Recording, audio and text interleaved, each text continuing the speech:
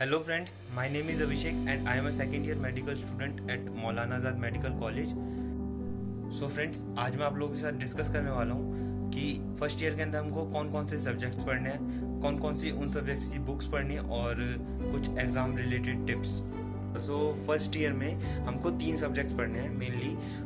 First one is anatomy, second is physiology and third is biochemistry. So जो anatomy है वो सबसे ज़्यादा टफ सब्जेक्ट है क्योंकि इसके अंदर हम लोगों को याद ज़्यादा करना पड़ता है। याद तो बेसिकली तीनों सब्जेक्ट्स में बहुत सारा करना है, लेकिन जो एनाटमी है वो बहुत वॉलेटाइल सब्जेक्ट है। 1-2 महीने तो आप लोगों को लगेगा कि कहाँ पाला पड़ गया, क्या सब्जेक्ट है। एक दिन पढ़ोगे अगले दिन भूल जाओगे, एक दिन पढ़ोगे अगले दिन भूल जाओगे। ऐसे करते करते आपका एक पार्ट ख़त्म हो जाएगा। मान लो आपका लो अपर लिम्ब चल रहा है तो अपर लिम्ब 1 महीने में ख़त्म हो जाएगा, लेकिन आपको पता ही नहीं चलेगा आपको पढ़ना क्या है। उतने में स्टेज आ जाएगा, फिर कोई पार्ट टेस्ट आ जाएगा उतने में। लेकिन जो फिजियोलॉजी और बायोकेमिस्ट्री वो इतनी वॉलेटाइल नहीं होगी।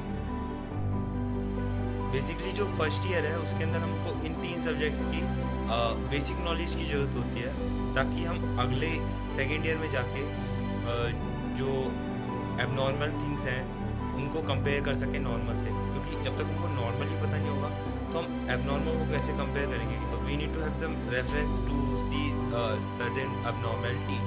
तो उसके लिए हमको नॉर्मल पता होना ज़रूरी है, तो इसलिए हमको इन सब सब्जेक्ट की बेसिक नॉलेज तो होनी ही चाहिए। उसके बाद अगर आप और अच्छे से पढ़ते हैं तो और भी बढ़िया। आपको जो सेकेंड ईयर के जो क्लिनिकल केसेस हैं वो और जल्दी समझ आ जाएंगे। सो फ्रेंड्स, अब हम डिस्कस करते हैं कि हमें फर्स्ट ईयर में कौन कौन सी बुक्स खरीदनी है, कौन कौन सी बुक्स पढ़नी है और कौन कौन सी बुक एज ए रेफरेंस रखनी है। सो फ्रेंड्स, सबसे पहले बात करते हैं एनाटमी की। एनाटमी में हमें बीडीसी पढ़नी है। बीडीसी की जो लैंग्वेज है वो थोड़ी सी टफ है। अगर आप लोगों को बीडीसी समझ नहीं आती तो आप विश्राम सिंह चूज़ कर सकते हैं। इन दोनों में से जो भी बुक्स पढ़नी है आप वो पढ़ सकते हैं, और एज ए रेफरेंस आप ग्रेस को रख सकते हैं। जब भी आपको कोई चीज़ ना समझ आए तो आप ग्रेस से पढ़ सकते हैं, लेकिन ग्रेस को आप पूरा नहीं पढ़ सकते क्योंकि बहुत बड़ी बुक है और उसे पढ़ने में टाइम लगेगा। जो ग्रेस के डायग्राम्स हैं आप उनको समझने के लिए बहुत इस्तेमाल कर सकते हैं। उसके जो डायग्राम्स हैं बहुत अच्छे हैं। उनके डायग्राम से आपको जितने भी कंसेप्ट हैं, जितना भी आपका बीडीसी में लिखा हुआ है वो सारा आपको समझ आ सकता है उसके डायग्राम से। बीडीसी जो है वो यूजी लेवल पे बहुत अच्छी बुक है। अगर आपने ये कंप्लीट कर ली तो आपका पीजी में और साथ में जो आपका प्रॉफ का पेपर होगा उन दोनों में आपका बहुत अच्छा स्कोर रहेगा। सो अब बात करते हैं हिस्टोलॉजी के लिए। हिस्टोलॉजी के लिए हमारे पास 2 बुक्स हैं, इंदरवीर सिंह और डीफ्योर्स। इंदरवीर सिंह के अंदर आपको एग्ज़ाम रिलेटेड सारी इन्फॉर्मेशन मिल जाएगी और उसके अंदर आपको handmade diagrams as well as real diagrams दोनों मिल जाएंगे। जो डीफ्योर्स है उसकी खास बात यह है कि वो पहले low magnification, high magnification as well as medium magnification की इमेजेस दिखाता है।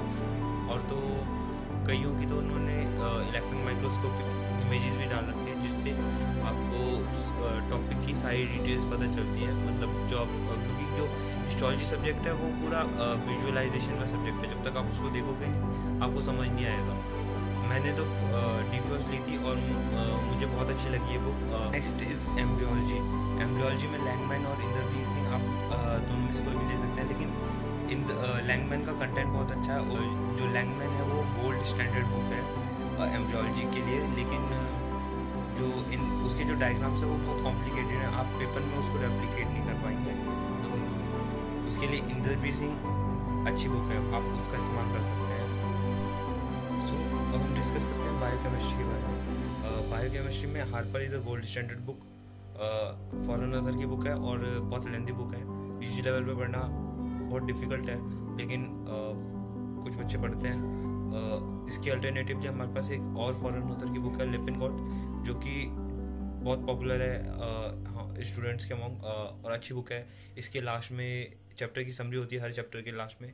वो पेपर के टाइम पे बहुत यूज़फुल होती है और एग्ज़ाम के टाइम पे जब पेपर में हम उसको बना भी सकते हैं क्योंकि वो फ्लो चार्ट की फॉर्म में होती है तो ज़्यादा रिटेन रहती है। और साथ में अगर हम पेपर में बनाते हैं तो उससे ज़्यादा मार्क हम फैच कर सकते हैं।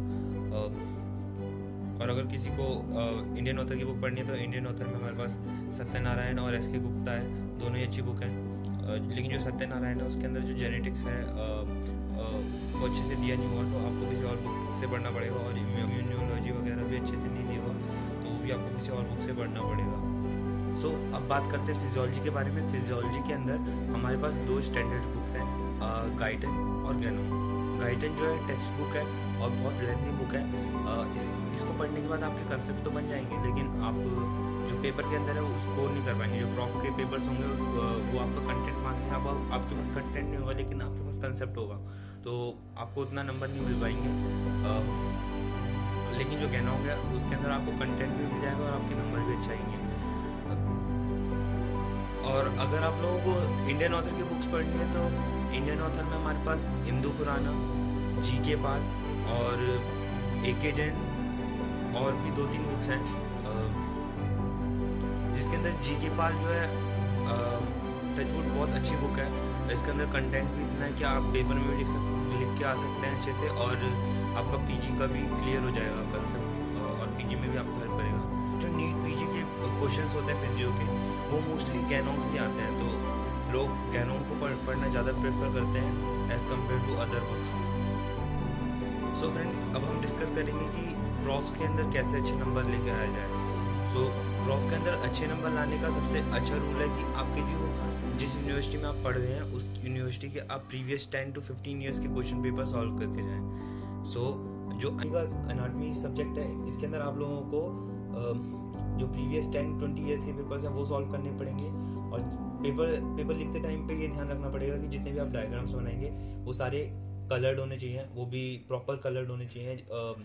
जिस कलर से जो दिखाया जाता है, जैसे कि बोन को हम ब्लैक कलर से दिखाते हैं और मसल को ब्राउन कलर से, आर्टरी को रेड कलर से, ये कलर कोडिंग आपको ध्यान रखनी पड़ेगी और इसी कलर कोडिंग के अकॉर्डिंग आपको बनाने पड़ेंगे डायग्राम्स, वरना तो जो नंबर है वो नहीं मिलेंगे। और साथ में किसी भी क्वेश्चन में अगर आपको कोई भी क्वेश्चन दिया जाएगा एनाटॉमी में, तो आपको उसकी क्लिनिकल सिग्निफिकेंस जरूर लिख के आनी है। जैसे मान लीजिए आपको अगर इंटरएटियल सेप्टम के डेवलपमेंट पे क्वेश्चन आता है, तो आपको उसके डिफेक्ट्स के बारे में ज़रूर लिख के आना है, वरना तो आपकी बुक को 5 नंबर का क्वेश्चन आपको 2.5 नंबर ही मिलेंगे, जब तक आपको उसकी क्लिनिकल सिग्निफिकेंस वगैरह लिख के नहीं आएंगे और डायग्राम बना के नहीं आएंगे। चाहे आपने कितना भी अच्छा लिखा हो, इन दोनों चीज़ों के बिना आपको नंबर आधे ही मिलेंगे।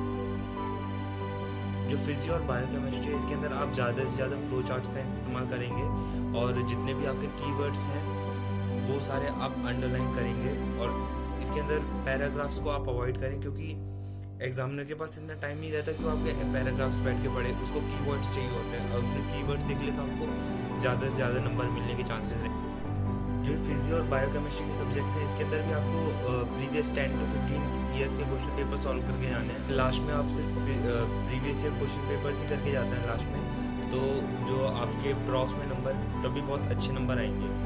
और so this is all from my side, thank you for watching this video.